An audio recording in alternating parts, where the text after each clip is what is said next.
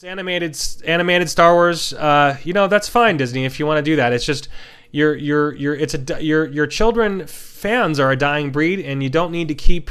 I bet my entire yearly wage that the last season of Clone Wars does significantly better than that new Star Wars series.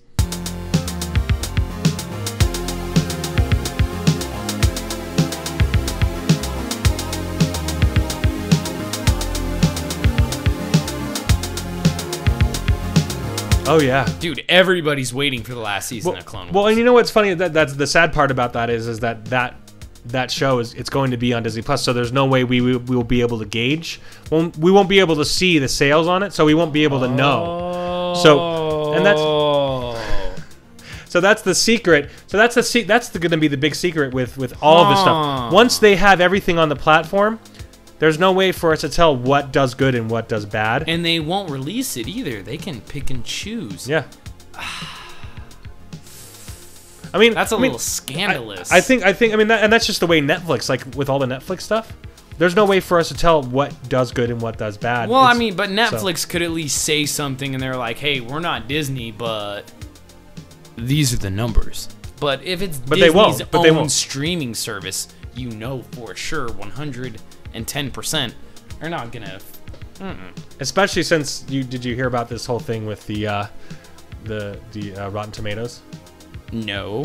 So Rotten Tomatoes has been hacked completely by people who are trying to upvote the resistance. That's funny. So it's like there are like a ton of same thing that happened with Last Jedi. There's like all these upvotes and people that are basically this is so great, and you're like, no, like. Well, it's like all the people that are doing it. It's a first name and a last initial, every single one of them. So you have no last name, so you can't find them. You can't find these people because it's just a first name and a last initial. Every single one of them. It's so obvious because it's so consistent. There's not one of them that have a real last name. Anyway, they all say amazing, 5 stars, blah blah blah. Yeah, you can tell when it's a hacked comment. It's fake because it's short.